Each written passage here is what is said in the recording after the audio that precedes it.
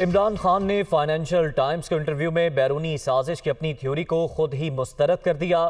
وزیر اعظم شہباز شریف کی جانب سے یہ ٹویٹ سامنے آیا۔ انہوں نے لکھا کہ عمران خان نے اپنی ذاتی سیاست کے لیے سفارتی تعلقات کو نقصان پہنچایا۔ عمران خان کے جھوٹ سے قومی اعتماد کو بھی ٹھیس پہنچی ہے۔ وزیر اعظم کی جانب سے اپنے ٹویٹ میں ایسا لکھا گیا۔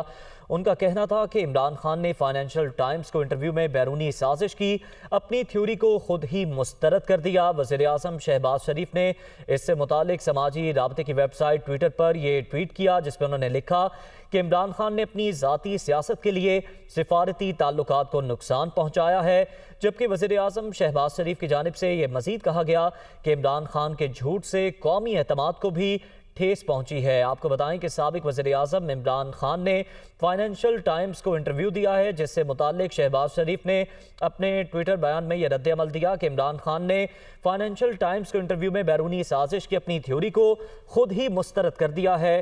عمران خان نے اپنی ذاتی سیاست کے لیے سفارتی تعلقات کو نقصان پہنچایا۔ عمران خان کے جھوٹ سے قومی اعتماد کو بھی ٹھیس پہنچی۔ یہ ٹویٹ کیا گیا وزیر اعظم شہباز شریف کی جانب سے۔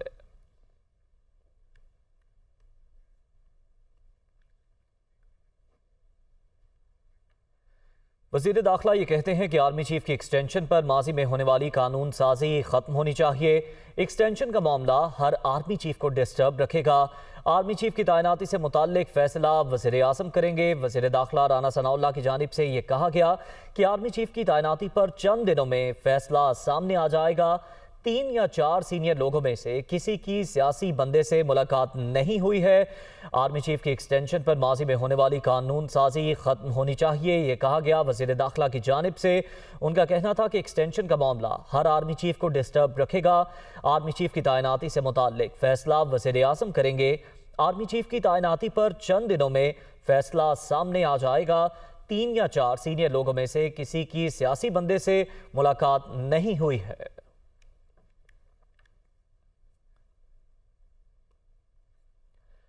وزیر دفاع خواجہ آصف نے کہا ہے کہ عمران خان کی ساری زندگی یو ٹرن سے بھرپور ہے۔ آج وہ کہتے ہیں امریکی سازش کا بیانیہ ماضی کا حصہ ہے، اسے بھول جائیں۔ امریکہ کے ساتھ پاکستان کے اندر بھی منت سماجت کر رہے ہیں۔ وقت آ گیا کہ قوم ان کے گریبان پر ہاتھ ڈالے۔ وہ قومی اسمبلی میں اظہار خیال کر رہے تھے۔ امپورٹڈ حکومت ہے اور حقیقی آزادی جو ہے وہ ہماری چھن گئی ہے، اور حقیقی آزادی کی میں جنگ لڑ رہا ہوں، اور اس کی ساری بنیاد جو ہے انہوں نے امریکی سازش اور وہ سائفر۔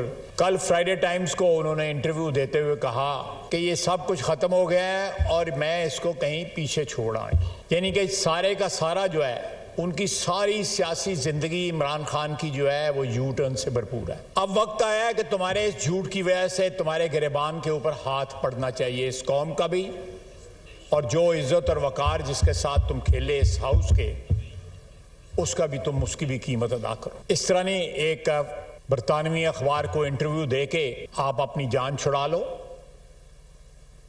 اور امریکہ کے ترلے کرنے شروع کر دو، اور نہ صرف وہاں پہ ترلے ہو رہے ہیں، پاکستان کے اندر بھی ترلے ہو رہے ہیں۔ اس ملک کی قسمت سے، اس ملک کی عوام کی قسمت کے ساتھ کھیلنا جو ہے اپنے ذاتی مفادات کے لیے، اپنے اقتدار کے لیے، کہ وہ چاہتا ہے کہ اس کے سر پہ کوئی ملک سے باہر بھی ہاتھ رکھے اور ملک کے اندر سے بھی اس کے سر پہ کوئی ہاتھ رکھے، تاکہ اس کی سیاسی دکانداری چل سکے۔ پاکستان کے لیے ایک اور خوشخبری، برطانیہ نے پاکستان کو ہائی رسک ممالک کی فہرست سے نکال دیا، یہ بتایا گیا وزیر خارجہ کی جانب سے۔ برطانیہ نے فیٹ آف ایکشن پلان کی جلد تکمیل پر پاکستان کو ہائی رسک ممالک کی فہرست سے نکالا ہے۔ وزیر خارجہ بلاول بھٹو نے برطانیہ کا جاری کردہ اعلامیہ بھی ٹویٹ کر دیا۔ اعلامیہ میں پاکستان کو ہائی رسک ممالک کی فہرست سے نکالنے کا اعلان درج ہے۔ تو پاکستان کے لیے ایک اور اچھی خبر ہے، برطانیہ نے پاکستان کو ہائی رسک ممالک کی فہرست سے نکال دیا۔ وزیر خارجہ بلاول بھٹو زرداری کی جانب سے اپنے ٹویٹر پیغام کے ذریعے یہ بتایا گیا ہے، برطانیہ نے فیٹ آف ایکشن پلان کی جلد تکمیل پر پاکستان کو ہائی رسک ممالک کی فہرست سے نکالا۔ وزیر خارجہ بلاول بھٹو نے برطانیہ کا جاری کردہ اعلامیہ بھی ٹویٹ کیا۔ وزیر اطلاعات مریم اورنگزیب نے کہا کہ عمران خان کا امریکی سازش کا بیانیہ پس پشت ڈالنے سے بات ختم نہیں ہوگی، عمران خان کو جواب دینا پڑے گا۔ وزیر اطلاعات نے عمران خان کے فائنینشل ٹائمز کے انٹرویو پر رد عمل دیتے ہوئے کہا کہ آج عمران سے سوال نہیں بلکہ آج عمران کی بات پہ یقین کرنے والوں کے لیے سوالیہ نشان ہے۔ جھوٹے ملکی مفاد سے کھیل کھیلنے والے فورن فنڈڈ فتنے کی بات سننے والوں کے لیے سوالیہ نشان ہے۔ عمران خان ملک کو تہس نہس کر کے آج امریکی سازش کے بیانیے سے دستبردار ہو گئے، جس بیانیے پہ پورے ملک پہ انتشار اور جھوٹ پھیلایا۔ جواب دیے بغیر صرف دستبرداری کافی نہیں ہے۔ وفاقی وزیر شہری رحمان کا کہنا ہے یوٹن خان نے اپنی دوہری سیاسی تاریخ کا سب سے بڑا یوٹن لے لیا۔ بیرونی سازش کا ڈھونگ رچا کر پاکستان کو سفارتی نقصان پہنچایا گیا۔ وفاقی وزیر اور سینیٹر شہری رحمان نے اپنے ٹویٹر پیغام میں کہا کہ ان کے جھوٹے بیانیے سے ملک کو جو سفارتی نقصان ہوا اس کا ذمہ دار کون ہے۔ آڈیو لیک پہ صاف ظاہر ہو چکا کہ عمران خان نے سائفر کے معاملے پر من گھڑت اور جھوٹا بیانیہ بنایا اور اس پر کھیلنے کی بھی منصوبہ بندی کی۔ شہری رحمان نے مزید کہا جلسوں میں اسی بیانیے پر انہوں نے ملکی اداروں کے خلاف الزام لگائے اور نفرت پھیلائی۔ اب کہتے ہیں سائفر کا معاملہ پیچھے رہ گیا، اب الزام نہیں لگاؤں گا، عمران خان کو حساب دینا ہوگا۔ الیکشن کمیشن نے توشہ خانہ کیس میں عمران خان کے خلاف فوجداری مقدمے کا ریفرنس ٹرائل کورٹ کو بھجوا دیا۔ الیکشن کمیشن نے کہا ہے کہ عمران خان نے 2020 اور 21 کے دوران گوشواروں میں غلط بیانی سے کام لیا، ٹرائل کورٹ کارروائی کرے۔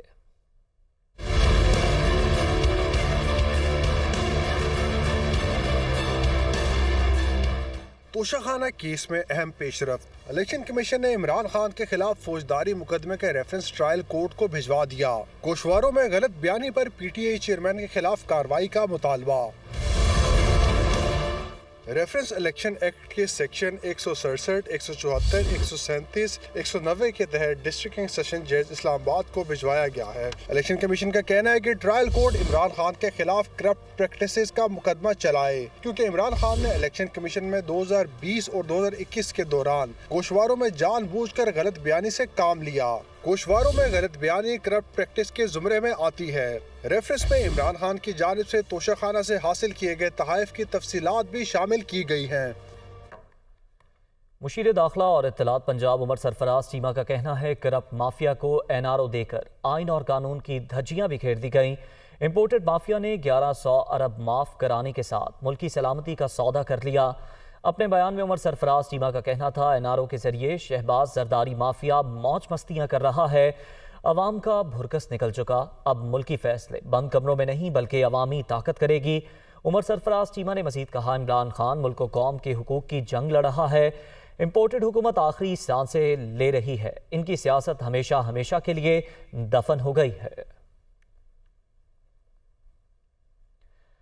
عوامی مسلم لیگ کے سربراہ شیخ رشید نے کہا ہے کہ نواز شریف نے جس کو بھی تعینات کیا اسی سے جھگڑا کیا، لندن میں فیصلہ کرنے کے بعد اتحادیوں کی کوئی حیثیت نہیں رہی۔ ٹویٹ میں شیخ رشید نے مزید کہا کہ نواز شریف اپنا جنم دن اور نیو ایئر اپنی بیٹی کے ساتھ لندن میں منائیں گے۔ بھائی وزیر اعظم ہے، سفارتی پاسپورٹ مل گیا لیکن کلین چٹ نہیں ملی۔ ملک کی بدقسمتی ہے کہ بزدل کرپٹ لوگ آگے آ گئے ہیں، ان کا حقیقی دارالحکومت لندن ہے، پاکستان میں تاوان لینے آتے ہیں، عوام مہنگائی سے مر گئی، معیشت اور خارجہ پالیسی تباہ ہو گئی۔ عمران خان کے سب سے اچھے تعلقات سعودی ولی عہد سے ہیں، احتساب اور حساب ختم نہیں ہوگا، 30 نومبر تک سیاست واضح ہو جائے گی۔ صحافی ارشد شریف قتل کیس کی تحقیقات کے لیے 2 رکنی تحقیقاتی ٹیم UAE پہنچ گئی۔ 2 رکنی ٹیم میں ڈیپٹی DGIB اور ڈائریکٹر FIA شامل ہیں۔ تحقیقاتی ٹیم ارشد شریف کے دبئی پہنچنے اور وہاں سے کینیا جانے کے معاملے اور دبئی میں ارشد شریف کی ملاقاتوں کی تحقیقات کرے گی۔ ٹیم ارشد شریف کی رہائش گاہ کا دورہ بھی کرے گی۔ وزیر اعلیٰ پنجاب پرویز الہی نے اپنے لیے پروٹوکول اور سیکیورٹی میں کمی کرنے کا حکم دے دیا، اپنی آمد و رفت کے دوران ٹریفک بند نہ کرنے کی بھی ہدایت کر دی۔ وزیر اعلیٰ پنجاب چودھری پرویز الہی کی زیر صدارت سیکیورٹی سے متعلق اعلیٰ سطح کا اجلاس ہوا۔ پرویز الہی نے اپنے پروٹوکول اور سیکیورٹی میں کمی کرنے کا حکم دیا، اپنی آمد و رفت کے دوران ٹریفک بند نہ کرنے کی بھی ہدایت کی۔ وزیر اعلیٰ پرویز الہی نے ہدایت کر دی کہ سگنل ٹو سگنل ٹریفک کا فلو برقرار رکھا جائے۔ وزیر اعلیٰ پنجاب کا کہنا تھا عوام کو VVIP موومنٹ کے دوران ہونے والی تکلیف کا ازالہ کرنا چاہتے ہیں۔ خیبر پختونخوا حکومت نے سرکاری ہیلی کاپٹر کے استعمال سے متعلق قوانین میں مزید ترمیم کا فیصلہ کر لیا ہے۔ مسودے کے مطابق 1 نومبر 2008 سے لے کر اب تک سرکاری ہیلی کاپٹر کے استعمال کی پوچھ گچھ نہیں کی جا سکے گی۔ ہیلی کاپٹر میں سفر کرنے والے شخص سے بھی پوچھ گچھ نہیں کی جا سکے گی۔ سرکاری ہیلی کاپٹر کو کرائے پر ذاتی مقاصد کے لیے بھی استعمال کیا جا سکتا ہے۔ ذاتی مقاصد کے استعمال کے لیے وزیر اعلیٰ خیبر پختونخوا سے اجازت لینا ہوگی۔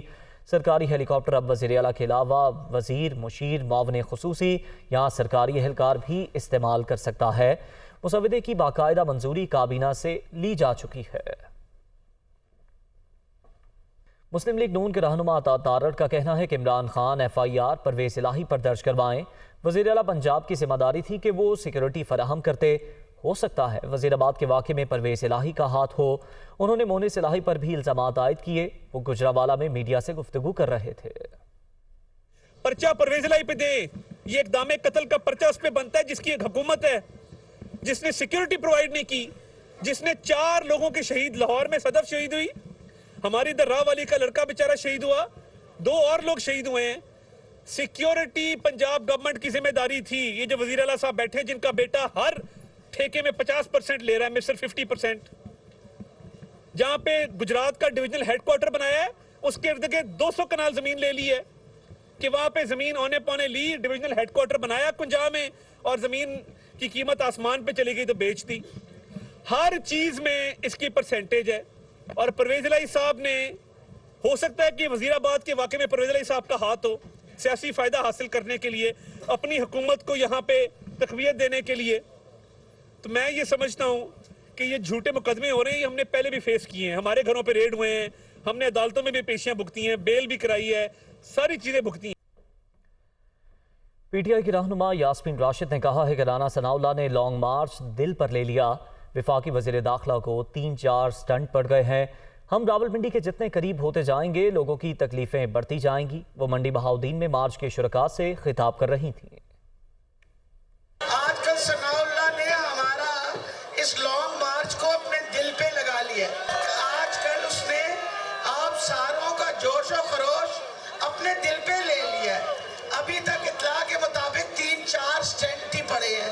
لگتا ہے جتنے قریب ہم ہوتے چلے جائیں گے راولپنڈی کے مزید بہت ساری تکلیفیں لوگوں کی بڑھ جائیں گی۔